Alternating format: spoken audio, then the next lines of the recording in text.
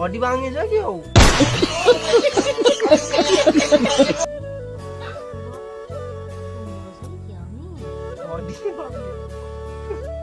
ला यो त के हो अनि म त यहाँ एक्लै भुत्लाउन थालिसकेँ अब यहाँ सकिन पनि आँटिसक्यो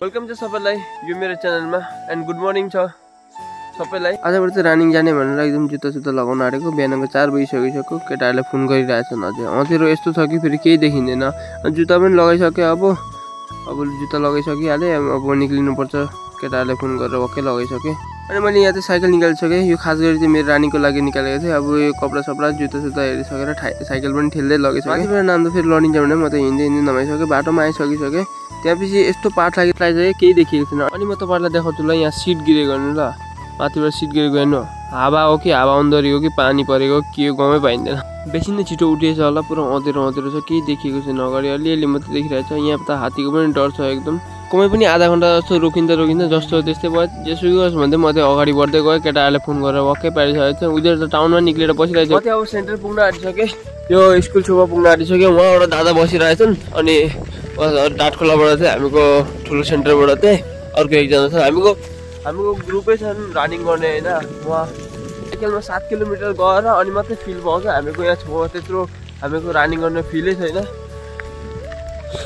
यो साइकलमा 7 किलोमिटर जानुपर्छ अनि मात्रै रनिङको फिल भेट्छ यहाँ चाहिँ एकजना अर्जुन त निक्लिसक्यो होइन अनि यस्तो आउँदो छ त्यही पनि हामी टस बाली जाँदैछौँ हामी त एकदम मात्रै भिडियो गरी जाँदैछौँ अनि हामीको चाहिँ यो ठुलो सेन्टर डाँटखोला चाहिँ आइपुगिसक्यौँ यहाँ पछि यहाँबाट एकजना निक्लिन्छन् केटा अनि यहाँ चाहिँ हामी अघि बढेर जान्छौँ एउटा दोलङ छ त्यहाँ बस्छौँ दोलङ भन्दा दोलङ पनि आइपुग्यो यहाँ अब एकजना आउँछन् राजेश आउँछन् त्यहाँपछि साथमा जाने हो यहाँ चाहिँ राजेशलाई रुक्दा एकदम उज्यालो भइसकिसक्यो अर्जुनले फोन लगाउँदैछ फोन पनि उठाएको थिएन न यति उज्यालो भइसकिसक्यो उहाँ लेट हुन्छ आउने बेलामा फेरि आधा घन्टा जति भइसक्यो यति उज्यालो भइसक्यो त्यही पनि आइसकेको छैन फोन पनि उठाएको थिएनन् लगभग 45 मिनट बस्दा यिन पनि आइपुगिसक्यो अब साथमा जाने यिनीहरूसँग यहाँ चाहिँ उनीहरू अगाडि गएँ म चाहिँ पछाडि भिडियो बनाउँदै आउँदै थिएँ यहाँ चाहिँ हामी कालो दोलङ भन्छौँ अनि यो चाहिँ बर्जाको दोलङ हो यहाँ चाहिँ हामी मान्छेहरू पुरा हिँडिरहेको छन्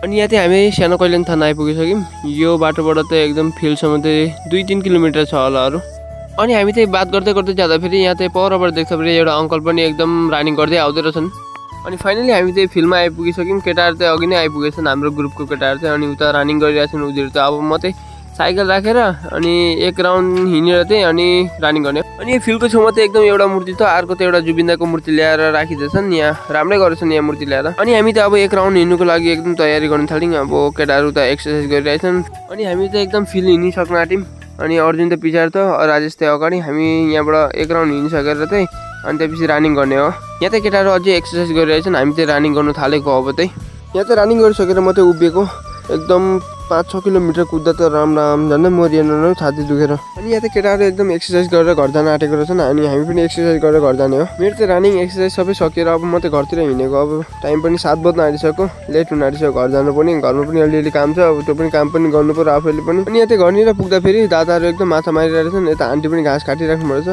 दादाहरू बल्ल पोसेर तान्दै रहेछन् अनि म चाहिँ घरमा आएर 1-1.5 घन्टा बसेको मात्रै चाहिँ काकाले उता माछा मारेको देख्नु भएछ अनि मलाई हिँड भन्नु थाल्नुभयो अनि लगभग हामीहरू चाहिँ जाँदैछौँ म र काका चाहिँ एकदम उता धानको माजा मार्ने भनेर फेरि घाम पनि यस्तो लागिरहेको छ कि काकाले चाहिँ एकदम धानको माजा लानुभयो धानको माजा कहाँ लानुभयो भन्दा फेरि फास्ट काकाको त धान देखाउनु पो त लानु हुँदो रहेछ काकाले चाहिँ भन्नु हुँदैछ हाम्रो धान त यहाँ पर्छ भनेर देखाउनु हुँदैछ यति चाहिँ काकाको पाकिसकेको छ अनि धानहरू काट्नुपर्छ भन्नु हुँदैछ मलाई चाहिँ हामी चाहिँ पोखरीमा आइसकिसक्यौँ त्यसपछि 3 जाल हानिसक्यौँ एउटै माछा भेटेन यो चाहिँ लास्ट जाल हान्नुपर्छ अनि त्यसपछि जानुपर्छ केटा भन्नुभयो काकाले जहाँ फास्ट गरेर जाल हानेको जग्गामा त्यहाँ एउटै पनि आएन त्यत्रो जाल हान्दा फेरि यहाँ काकाले एकै जाल हान्नुभएको त 5-6 पोथी माछाहरू आएछ अब यो चाहिँ निकालेर अर्को जग्गामा जाने भन्दैछन् काका पोथी माछाहरू त होइन रहेछ एकदम भाते माछाहरू 1-2 आएछन् अब यो टिपेर चाहिँ झोलामा हालेर अर्को जग्गामा जाने फेरि अर्को जग्गामा जाने भन्दा फेरि माछा नभेटेर काकाले जाउँ भन्नु थाल्नु काका चाहिँ यहाँ फालानु खोज्नु हुँदैछ एकदम लड्छु भनेर एकदम हान्नु भएन यहाँ चाहिँ फेरि पनि काकाले सक्छु कि भनेर एकदम हात कमाउँदै पोखरीतिर हेर्नुभयो पोखरीमा पनि पानी यति छ कि मान्छे डुबिन्छ भन्नु थाल्यो त्यहाँ अनि यहाँ चाहिँ एउटा मुस्लिम मान्छेले चाहिँ पानी जोख्नु लगाएर त पानी छाती पनि रहेछ अनि काकाले चाहिँ उपाय नपाएर एकदम पर गरेर डाँडा खोजेर त एकदम पार हुनु खोज्नु हुँदैछ अनि यहाँ चाहिँ मलाई भन्नु हुँदैछ म यहाँबाट जाम हान्छु भनेर देखाउनु हुँदैछ मलाई चाहिँ अनि काका चाहिँ उहाँबाट निक्लिसक्यो अनि हामी चाहिँ इटाबाटीबाट गयौँ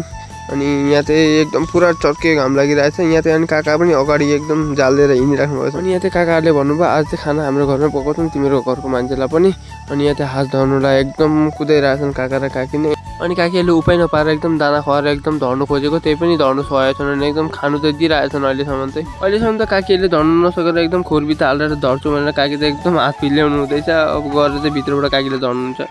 बल्ल बल्ल धरिसकेर त एकदम काकाले एकदम भित्र लगेर काटिराख्नु पर्छ। घाँटीमा यसरी रेट्नु हुँदैछ कि एकदम काटेकै छैन, यति लाग्ने दाउले पनि काटेको छैन, यति तान्दा पनि चुडिएको छैन, त्यति डर हुँदो रहेछ। बल्ल बल्ल तान्दा बल्ल चुड्यो अनि काकालाई त एकदम नाङ्लोमा राखेर एकदम दाउहरू एकदम पुसिदिनु भयो। मलाई त काकीले भन्नुहुँदै थियो कि एकदम भाइ जा बाहिरबाट कोलको पाता लिएर आइज, अलिकति चढाउनु पर्छ भन्नुभयो। अनि म चाहिँ कोलको पाता लिनु आएको थिएँ।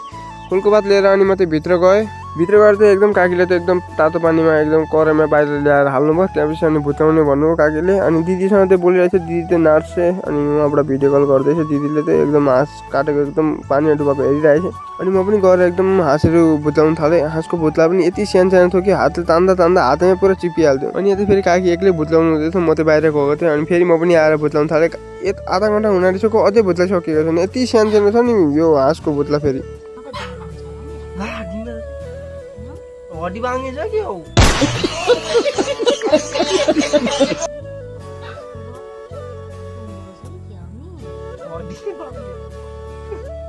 ला यो त के हो?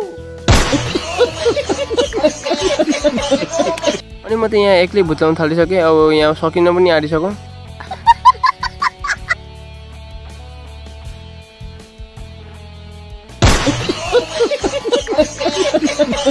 अनि यसको पनि भुत्ला केलाइसकिसक्यो। अब चाहिँ यसलाई फेरि आगोमा चलाउनु पर्छ भन्दैछन् काकी चाहिँ। अब त्यो एकदम भुत्लाइसकेर काकीलाई काट्नु भनेर एकदम म चाहिँ मेरो स्ट्यान्ड लिएर एकदम गएँ। म र काकी चाहिँ एकदम हाँस खेलाइरहेको थियौँ। डेडीले फोन गरेर हेर्नु न साइकल लिएर आइज भने, यस्तो छोत्रो साइकल, पम्प पनि छैन पछाडि। अनि यो साइकल पुऱ्याएर आएर चाहिँ म फेरि काकी गएर जाने हो। म चाहिँ लगभग एकदम सेन्टरको त्यो साइकल दोकान छेउमै पुग्न आँटिसक्यो। डेडी पनि त्यहीँ हुनुहुन्छ भन्नुहुँदै थियो। अनि लु यहाँ चाहिँ म चाहिँ साइकल ल्याइदिएँ। मेरो साइकल चाहिँ यहाँ रहेछ, यो रनिङ गर्ने साइकल चाहिँ साइडमा राखेर अब यो साइकल चाहिँ यहीँ राखिदिएर म त्यो ठुलो साइकल लिएर जानु पर्यो। यहाँ चाहिँ मैले ल्याएको साइकल त एकदम खोलखाल पारिसकेर डेलीले बेच्छु भन्नु थाल्नुभयो। डेलीले चाहिँ भन्नुहुँदै थियो यो यता खोल त्यो खोल भनेर, एकदम चक्का सबै खोलेर बिक्री गर्छु भन्नु थाल्नुभयो डेली। अनि मैले पनि भने डेलीलाई फटाफट गर्दिनँ, म मेरो साइकल लिएर जान्छु। साइकल लिएर एकदम घरतिर आएको त दादाहरू एकदम यहाँ बल्छी थापिरहेको छन्। यहाँ सिँगी माछाहरू एकदम पर्दैछ भनेर। अनि म पनि हेर्नुलाई आएको थिएँ। साँच्चैको 5-6वटा एकदम सिँगीहरू पारेर बयममा राखिरहेको छन्। अनि त्यो छेउमा गएर हेरेको त एकदम माछाले त बल्छी टिपिक पारिरहेको छ। अनि यहाँ दादाहरू त एकदम खानुको लागि त एकदम रेडी भइरहेको थियो कि दादाहरू। अनि हामी चाहिँ खाना म काका घरमा थियो, राति हामी सबै गएर खायौँ। त्यो 11:30 बजिसक्यो। बल्ल भिडियो एडिट गरिसकेर म घर जाँदैछु। बाटोमा एडिट गर्छु किनकि घरमा एकदम बोल्नु सकिँदैन, त्यही कारणले म बाटोमा गर्छु।